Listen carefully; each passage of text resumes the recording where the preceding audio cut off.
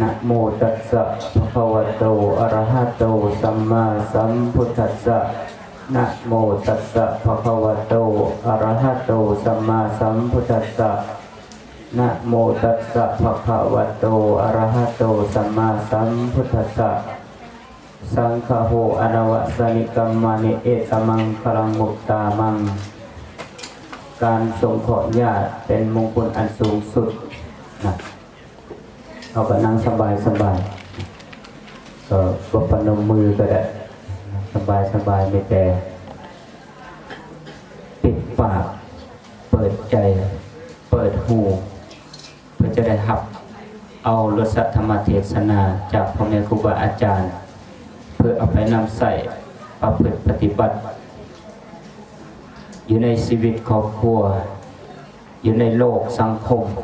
นะคือดังบทธรรมที่ยกไว้ในเบื้องต้นนั้นว่าสังฆโหอนวสนิกัมมานิเอตมังคลังมุตตามังการสงเคราะห์ญาติหรือว่าการช่วยเหลือซึ่งกันและกันเป็นมงคลอันสูงสุดก็ทุกทานทุกคนก็หูดีกันแล้วว่าการอยู่ในสังคมการอยู่ในโลกมนุษย์บอกว่าจะเป็นอยู่ทางในก็คืออยู่ทางพระสงฆ์บอกว่าจะอยู่ทางนอกก็คือฆราวาสคือพอออกไม่ออกทางหลายถ้าว่าบ่มีการช่วยเหลือ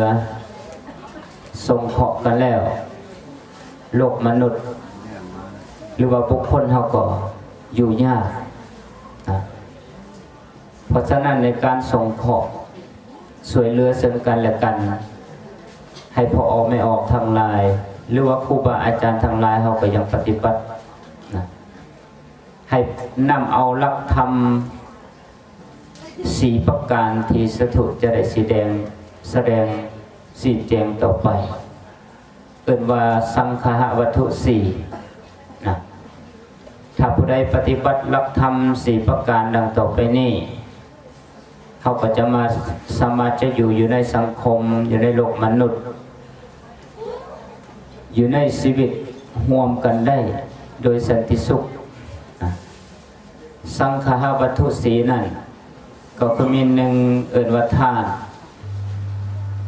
ครูบาอาจารย์เพิ่นเทศธรรมเพิ่นเบาธรรมเพิ่นกล่าวธรรมทุกบททุกข้อส่วนลงรายก็สิเว้าเรื่องการทานในการทานในที่นี้มันก็มีหลายสิ่งหลายอย่าง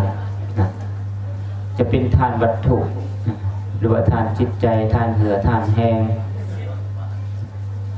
ทานก็คือการแบ่งปันถ้าบ่ได้อยู่ในสังคมถ้าบ่มีการแบ่งปันช่วยเหลือกันบ่มีการเสียสละผู้มีก็ให้ผู้บ่มีผู้มีหลายก็ให้ผู้มีน้อยอันนั้นเกิดว่าทานในการแบ่งปันเสียสละของตนเอง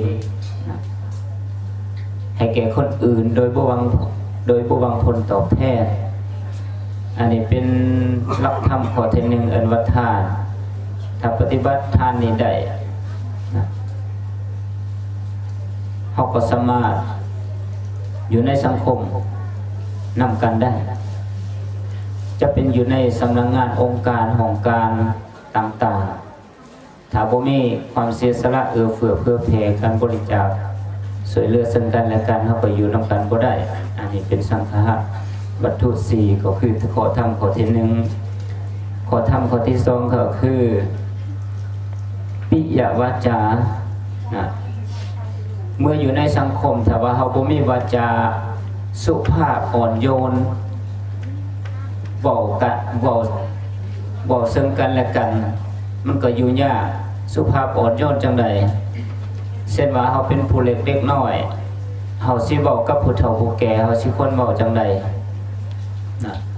สมควรเอิ้นป้าก็เอิ้นป้าสมควรเอิ้นลุงก็เอิ้นลุงสมควรเอิ้นเอาก็เอิ้นเอาเอิ้นหน้าก็เอิ้นหน้าบ่แม่นสิตีหลวดกวดเพียงอันใดก็กูมึงมัดเดี๋ยวนี้เสียว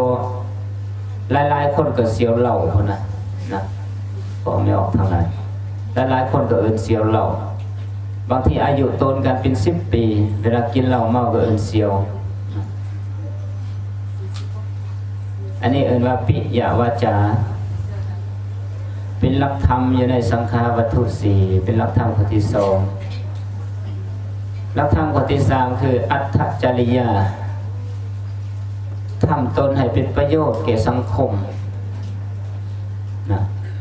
เพราะว่าเราอยู่ในสังคมมาสิเหตุจังใดให้มันทำตนให้มันเป็นประโยชน์อยู่ในสังคมการทำตนให้เป็นประโยชน์อยู่ในสังคมสมมุติเราอยู่ในครอบครัวเราก็ทำตนให้เป็นประโยชน์อยู่ในครอบครัวถ้าว่าเราทำครอบครัวดีสังคมมันก็ดี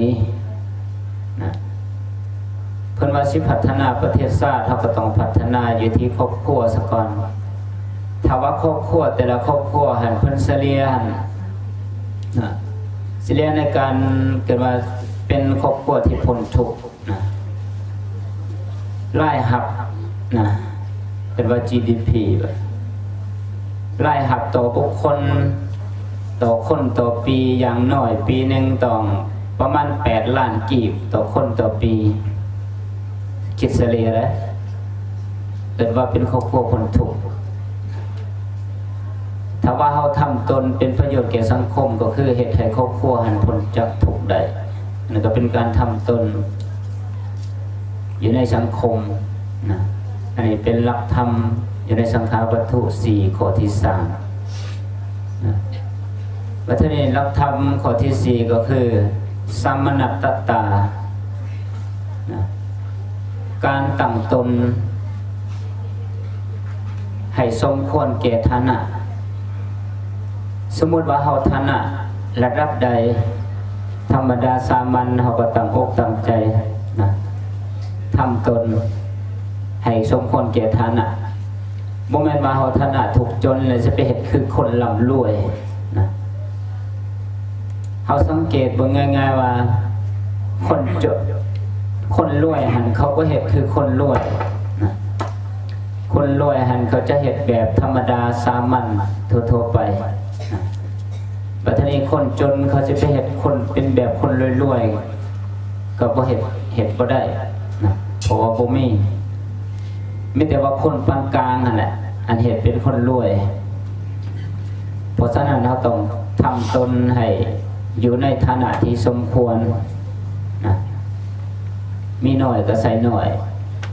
มีลายก็ใส่ลายบ่มีก็คือบ่ใส่วัตถุปัจจัยดังกล่าวถ้าว่าบุคคลใดทานใดหากปฏิบัติหรือว่าอยู่องค์กรใดก็ดีอยู่สำนักงานของการใดก็ดีอยู่ในครอบครัวก็ดีอยู่ในวงแคบหรือว่าวงกว้างๆไปก็บอกระดับประเทศถ้าว่าปฏิบัติตามหลักธรรมสังขารวัตถุ4ที่ได้กล่าวมานี่อยู่ในสังคมนั้นก็จะมีแต่ความสงบสุขมีความเจริญการปรุงรุ่งเรืองบ่มีปัญหาอยู่ในชีวิตครอบครัวบ่มีปัญหาอยู่ในสังคมนะเพราะฉะนั้นก็สรุปย่อๆก็คือหลักธรรม4ประการสังขารวัตถุ4ก็คือ1ทานคือการแบ่งปันเสียสละของตนให้แก่คนอื่นนะ2ก็คือปิยวาจาการเว้าจาสุภาพอ่อนโยนนะ3ก็คืออัตถจริยาการทำตนให้เป็นประโยชน์แก่สังคม4สัมมนัตตตาการทำตนให้ตั้งอยู่ในฐานะที่สมควรสรุปได้ดังนี้นะมหนี้กับการสีแจงแสดงบรรยายธรรมก็เห็นสมควรแก่เวลาสุดท้ายนี้ก็อ้างอิงเอาคุณพระศรีรัตนตรัย